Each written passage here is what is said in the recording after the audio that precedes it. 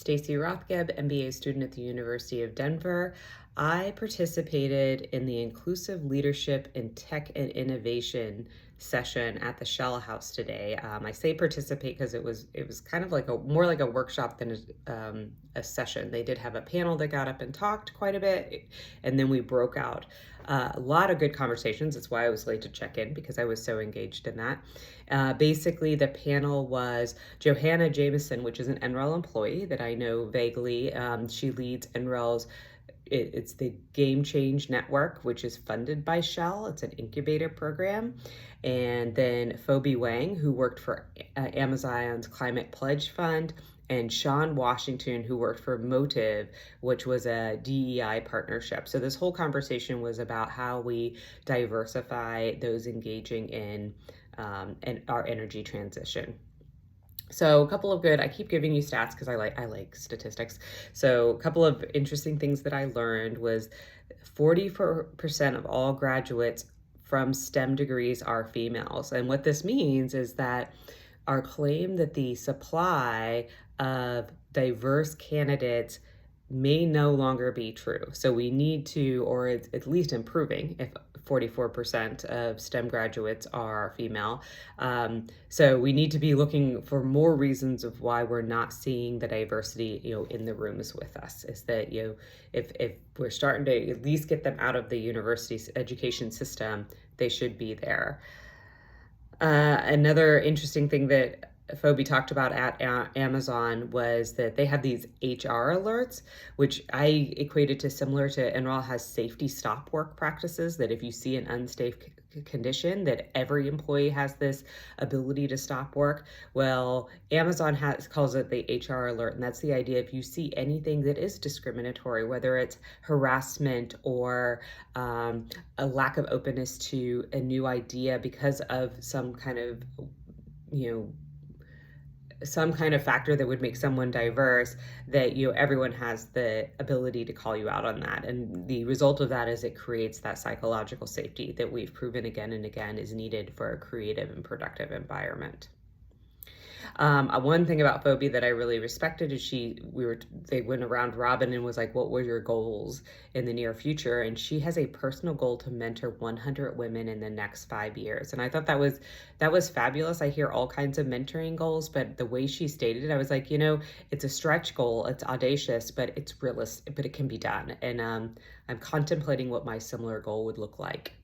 So Sean Washington, who was the DEI partner, he basically talked a lot about the need for, if you are going to have DEI goals, if you're going to have diversity goals in your hiring practices or in your engagement of teams, you need to have accountability for that and what you do, and the need for tools to do that. And it's that's another conversation, but yeah, it's interesting to hear again that need, as we are looking at this industrialized, the fourth industrial revolution, where it's all about data, how much of the innovations I'm seeing, like on the floor at the expo and in other places, are around how you collect that data.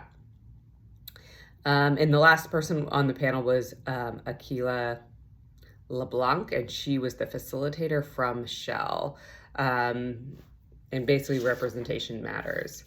This one's so good, I have 2 pages. So like some of the things, my big takeaways, let me just jump into that, because we broke out into these groups, and the question was, how do you avoid biases in your hiring process, right? And one of the challenges that I face is that I think, I struggle with the candidate pool that we have when we set these goals to hire for more diversity. We want the people who are serving the public to roughly represent the dynamic and the demographics of the public we're serving, is kind of how NREL pursues those goals. But the folks coming in the door don't represent that. And when we do get a minority population in, it's like they don't have they don't seem to fit the bill for whatever reason. And one of the takeaways from the conversation was that, why don't they fit the bill? And is it because job recs we are writing are asking for experience instead of skills. And yes, if it's a market that they have not been welcomed into, they may not have the experience, but they may have the skills. And through discussion, we came to like this other layer of that, where is it that the skills we're asking for were skills historically written for maybe a white male population, but to be more impactful, maybe it is not the only skill set that will do that job, or maybe we want to proactively look for a different skill set, which would open us up to a different demographic. And so that gave me a lot to think about, and I'm actively hiring right now, and I definitely want to go back and look again and say, hey, can we do this? I also learned that I guess there's apps for that. Of course there is, where they will look at like a job rec and tell you the demographic it's hiring to. So it'll help you identify if you've unintentionally put biases into that language.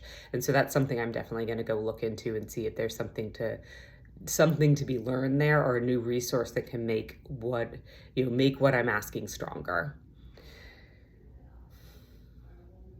Representation matters was an interesting topic, and that's again what I was kind of going to is I struggle as a female engineer. I feel like tokenism is something that I struggle with sometimes, where I'm asked to participate in something just because I'm a female.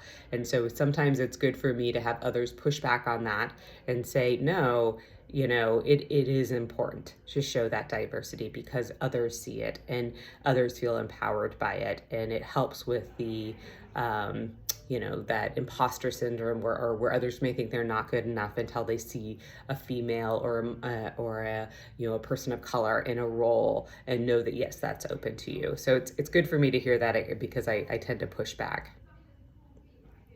I think I'm going to stop it there. I talked about imposter syndrome. Yeah, and I'm going to stop it there. Thank you.